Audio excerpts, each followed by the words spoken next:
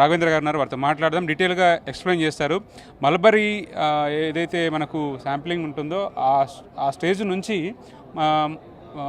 పట్టు పురుగుల నుంచి పట్టు ఉత్పత్తి అయ్యేదాకా డీటెయిల్గా మనం తెలుసుకునే ప్రయత్నం చేద్దాం. చెప్పండి రాఘవేంద్ర గారు, పట్టు పరిశ్రమ పట్టు సంబంధించినటువంటి పెంపకందారులకి అప్రోచ్ కావాలంటే, పట్టు పరిశ్రమను వాళ్ళు ఆదాయ వనరుగా తీసుకోవాలంటే ఏం చేయాలి?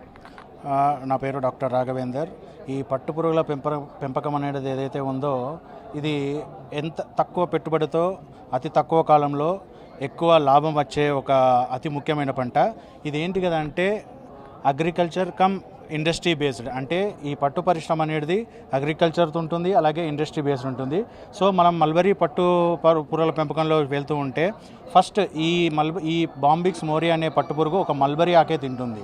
సో మనం మెయిన్ ఫోకస్ నాణ్యమైన మల్బరీ ఆకు రెడీ చేయడానికి మనం ఎక్కువ ఫోకస్ చేయాలి. సో దాంట్లో భాగంగా మనం మల్బరీ ఆకు తీసిన తర్వాత ఈ పట్టు ఏదైతే గుడ్డు ఉంటుందో ఇది డబుల్ హైబ్రిడ్ గుడ్డు. ఈ డబుల్ హైబ్రిడ్ గుడ్డు ఏం చేస్తుంది కదా అంటే ఒక్క గుడ్డు అంటే ఒక ఫీమేల్ మాత్ 500 నుండి 600 గుడ్లు లే చేస్తుంది. అంటే దాన్ని ఒక్క డిఎఫ్ఎల్ అంటారు. ఆ ఒక్క డిఎఫ్ఎల్ డిజీజ్ ఫ్రీ లేయింగ్స్లోగా ఉంటుంది.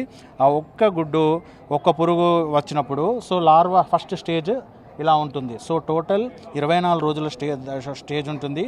దీంట్లో 5 ఇన్స్టార్స్ ఉంటాయి, 4 మోల్ట్ పీరియడ్ ఉంటుంది. ఆ మోల్టింగ్ పీరియడ్లో లీఫ్ అనేది తినదు. సో దీంట్లో భాగంగా ఇది ఫస్ట్ హ్యాచింగ్ అయినప్పుడు ఇవాళ బ్రషింగ్ చేసినాము.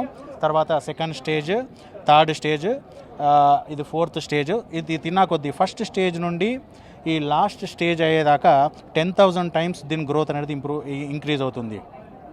సో ఇది 15 స్టార్ చూడండి. సో ఈ 15 స్టార్ ఇవన్నీ కూడా మనం రేరింగ్ షెడ్ అనేది ఒకటి మనము సెంట్రల్ మరియు రాష్ట్ర పట్టు పరిశ్రమ శాఖ గైడ్ లైన్స్ పరంగా ఇది ఒక సెంట్రల్ సిల్క్ బోర్డు వాళ్ళు ఒక రేరింగ్ షెడ్ని మనము గైడ్ లైన్స్ దాకా చేసినారు. సో ఇది 50/20 అంటే 1000 స్క్వేర్ ఫీట్లో ఉంటుంది. సో దీంట్లో కంప్లీట్ ఏరేషన్, మంచి ఏరేషన్, హ్యూమిడిటీ, టెంపరేచర్ మెయింటైన్ చేసుకుంటే దీంట్లో ఒక 300 డిఎఫ్ఎల్స్ ఒక ఎకరం మల్బరీ ఆకుతోటి 250 to 300 డిఎఫ్ఎల్స్ చేసుకోవచ్చు. సో లాస్ట్లో ఈ 5th స్టేజ్లో అయిన తర్వాత 12 to 14 ఫీట్స్ తింటాయి. అప్పుడు దాన్ని తినడం అనేది ఆపేసి అప్పుడు గూడు కట్టడం మొదలు పెడుతుంది. ఆ సిల్క్ గ్లాండ్ అనేది స్పిన్నర్ ద్వారా గూడు కట్టడం మొదలు పెడుతుంది. సో దీంట్లో చంద్రికాస్ అంటారు. ఈ చంద్రికాస్లో మనం ఇక్కడ వేస్తే చూడండి, ఇది గూడు కట్టడము వితిన్ 3 days ఇది గూడు కట్టడం మొదలు పెడుతుంది. సో ఇలా గూడు కట్టిన తర్వాత ప్యూపాతో ఒక 4-5 days తర్వాత అంటే 6th day 7th dayకి ఈ ప్యూపేషన్ ఫార్మ్ అవుతుంది. చూడండి, ఈ పట్టుగూడులో ఈ ప్యూపా అనేది ఉంటుంది. ఈ ప్యూపా చూసుకోండి. సో ఈ ప్యూపా అనేది మన శాంపుల్కి ఇక్కడ చూపెట్టినాము.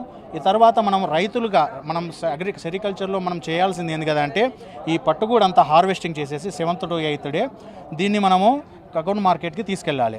సో ఇప్పుడు ప్రజెంట్ పరిస్థితుల్లో అంటే ఇప్పుడున్న మన తెలంగాణ ఏంది కదా అంటే ఈ బయోవోల్టిన్ పట్టు పురుగుల పెంపకానికి చాలా అనువైన ప్రదేశం. 24/7 కూడా ఇది మన ఈవెన్ ఎండాకాలంలో కూడా మనము మన ఇక్కడ రైతులు ఈ పట్టు పురుగుల పెంపకాన్ని చూస్తారు. చూడండి, టోటల్ లైఫ్ సైకిల్ చూసుకుంటే మనకు 45 days లైఫ్ సైకిల్ దాకా ఉంటుంది. అంటే ఎగ్ టు తర్వాత మనము గూడు కట్టేదాకా మొత్తం మాత్ అయ్యేదాకా 45 days లైఫ్ సైకిల్ ఉంటుంది. బట్ రైతులు చేయాల్సింది ఓన్లీ 25 days వరకు మాత్రమే. దాంట్లో ముఖ్యంగా 15 రోజులు కష్టపడితే ఆ 15 రోజులలో 80,000 నుండి 1,00,000 రూపాయల దాకా ఒక నెలలో సంపాదించడం ఒక ఎకరంలో చేయగలుగుతారు. సో దీని తర్వాత రీలర్స్ ఏం చేస్తారు కదంటే ఈ పట్టుగూడు కకూన్ మార్కెట్స్ మన తెలంగాణలో 2 ఉన్నాయి. ఒకటి తిరుమలగిరి కకూన్ మార్కెట్, ఒకటి జనగాం కకూన్ మార్కెట్లో. దాంట్లో రైతులందరూ ఇక్కడ పట్టమ్మితే ఆ రీలర్లు కొనుక్కొని సో ఈ దారం అనేది తీస్తారు. ఇప్పుడు ప్రజెంట్గా మన తెలంగాణలో పట్టుగూడు క్వాలిటీ అనేది దాన్ని బట్టి 350 నుండి 650 రూపాయల దాకా 1 kg రేట్ ఉంది. సో మనం ఎంత క్వాలిటీ కకూన్ తయారు చేస్తే అంత రేట్ ఉంటుంది. సో ఇలా డిఫరెంట్ టైప్స్ అంటే వెరైటీస్ ఉంటాయి, బ్రీడ్స్ ఉంటాయి. సో ఇది క్రాస్ బ్రీడ్ అంటే ఒక మల్టీవోల్టిన్, బయోవోల్టిన్ ఉంటుంది. సో మన తెలంగాణలో ముఖ్యంగా బయోవోల్టిన్ డబుల్ హైబ్రిడ్ చేస్తారు.